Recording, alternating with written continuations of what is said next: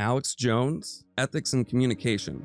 Conspiracy capitalizes on uncertainty and simplistic answers to complex questions. It's an act and a manipulation.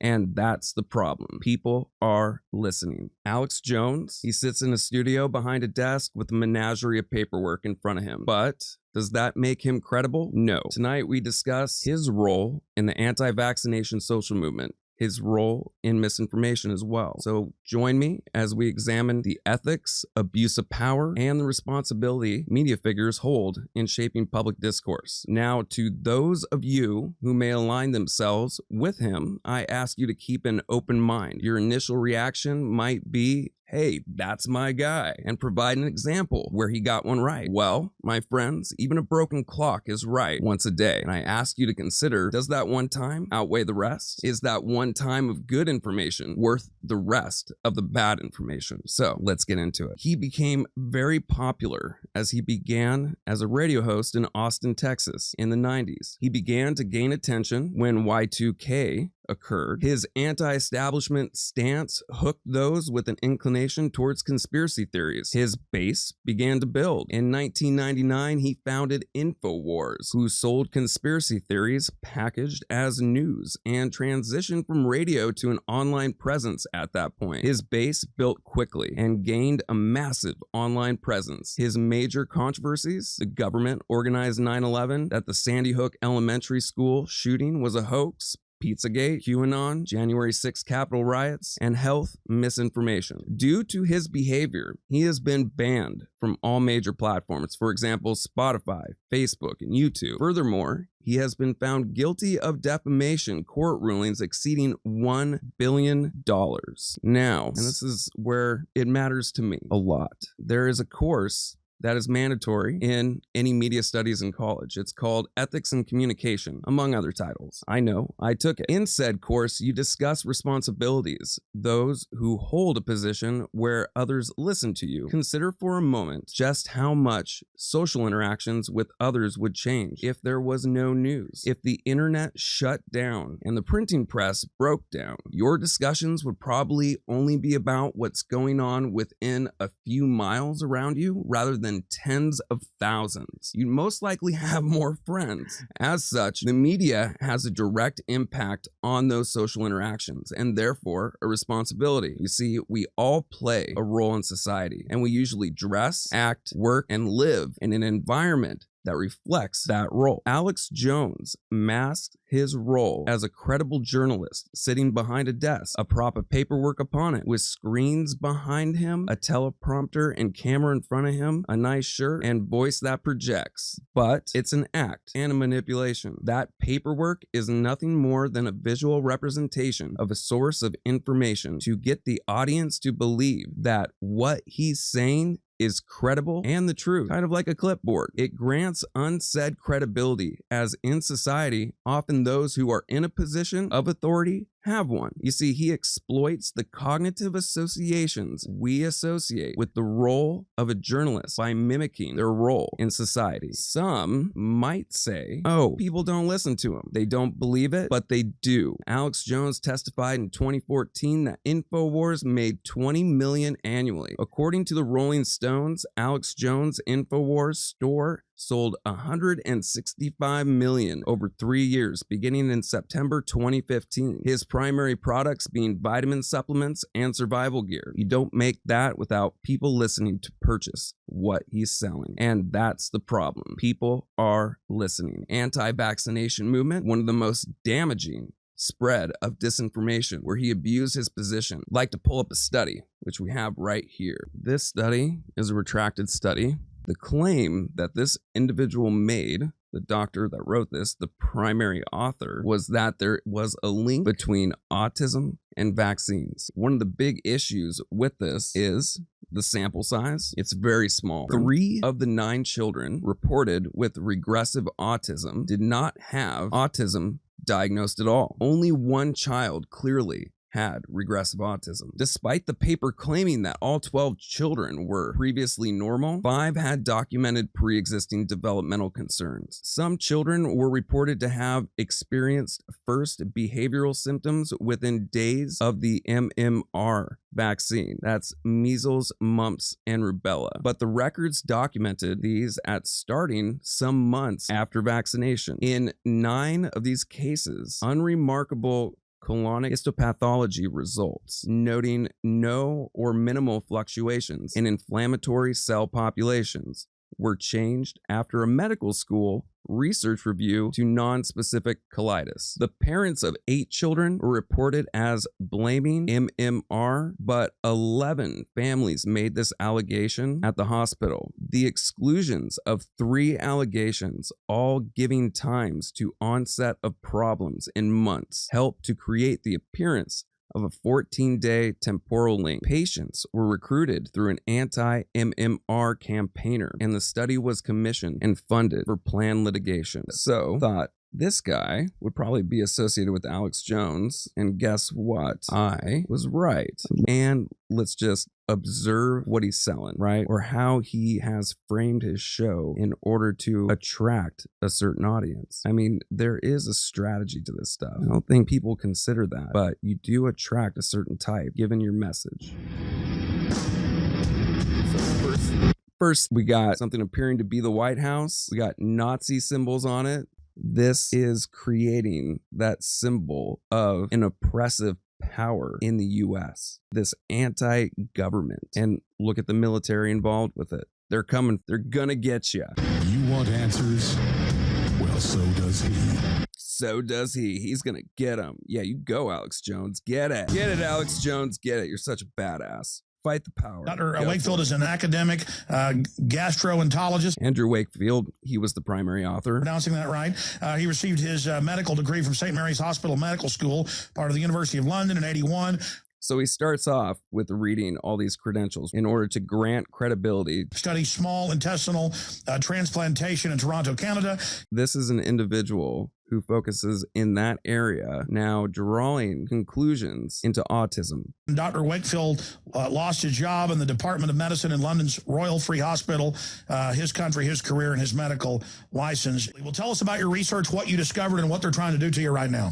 Well, first of all, what they are trying to do. It can't be just a person or a small institution. It has to be something ominous, something with no name, this invisible power. put in front of the media again in a desperate attempt to stop valid scientific research into safety concerns about vaccines. There is consistent links to other studies. So how can there be this all-powerful entity stopping further research when there is further research? 25% of people, parents, believe that vaccines cause autism. Now, that's despite... Okay, big thing right here. There's something called the social contagion effect. Again, this was popularized in the media, so everyone is going to be thinking that their child's autism has to be linked to something. So you are hearing that vaccines are causing autism, and your child ends up unfortunately getting or developing autism. You are going to make that instant association that vaccines has caused autism. Now, mind you, again, the entire population, just about, it's reducing now, is vaccinated. So any individual who gets autism will most likely have the vaccine. You see the problem? It's a big problem. And try to look at why those two things are correlated. Is that correct? Well, you've got it in a nutshell. I mean, what... And again, correlation does not equal causation. One of the most important things that wasn't done in his study in order to make said claim is he did not pull from a random sample. A random sample within a population is needed. I said, wow, I know nothing about autism because at medical school, it was... I'm glad he said that. I remember going to movies when I was a child. There was no one autistic there. Now they might have several rows filled.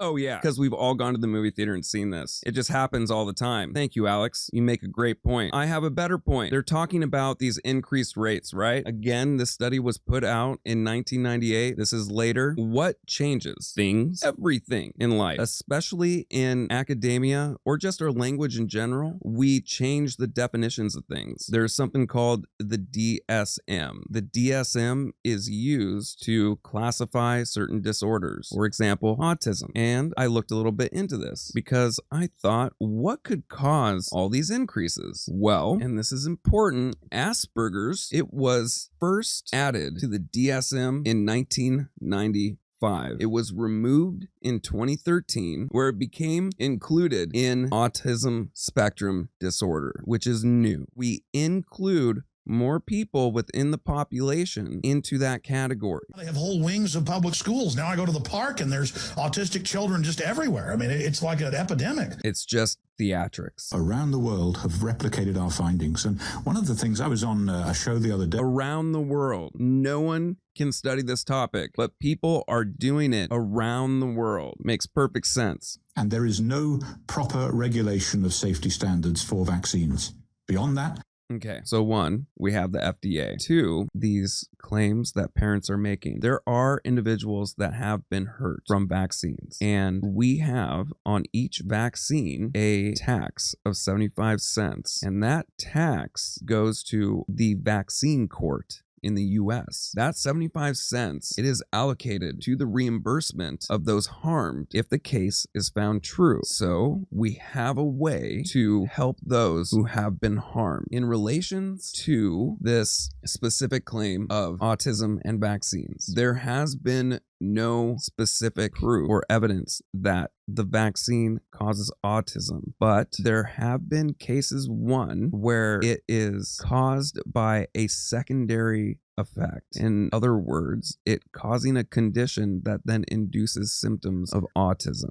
It is extremely rare, but it has occurred. And despite these claims that there is no avenue and this great power fighting against people, there are available avenues for people to seek restitution and get help. So the way that they are framing this, that it is this big, bad, powerful thing, is simply, it's not true at all. The vaccine court, it was created to protect the vaccine makers. Now, some may say, like they will, that makes them beholden to no one, right? That they can just do whatever the hell they want. I mean, if they just want to kill people and cause autism, screw it. Let's do it. But what that does is it does protect them for good reason. If everybody thinks that something is causing this effect, all of a sudden, the amount of lawsuits that are going to be going towards them. Another thing that it does, which is beneficial, is it creates a market for it. And many things are about money, but businesses have to make money. If there is no gain in it, right? If there is no profit as a business, there's no reason to do it. And that is another important thing, because a business, especially drug manufacturers, they want repeat customers. They don't want to cause undue harm. They want you to come back. They want the people to take it. If it is causing harm, then they're not going to make any money. So this protection is a very good idea. and I don't know whether vaccines cause autism or not, but I am going to try and find. Glad he said that. I'm going to do my very best to find out, because the issue is too important not to.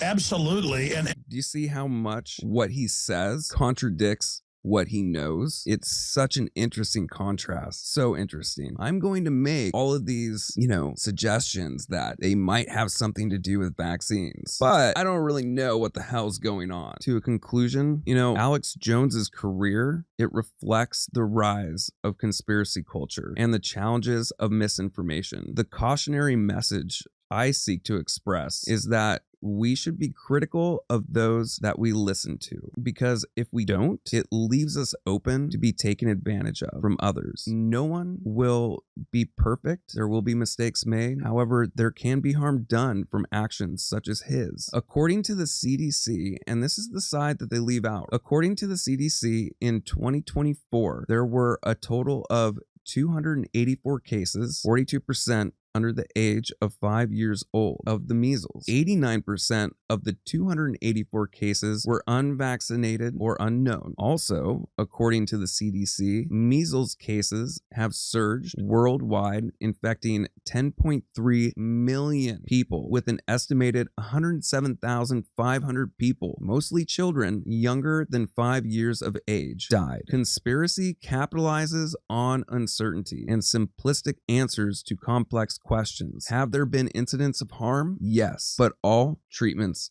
have risks. Consider before the vaccine in 1963, it was estimated that 3 to 4 million people were infected each year. Imagine those numbers with the population we have today. The amount of harm caused by an unvaccinated population would be extreme. This is the consideration that is often left out. Consider hitting that like, share, and subscribe button along with that bell so you receive a notification. Thank you, everyone, for watching. I appreciate your time and consideration.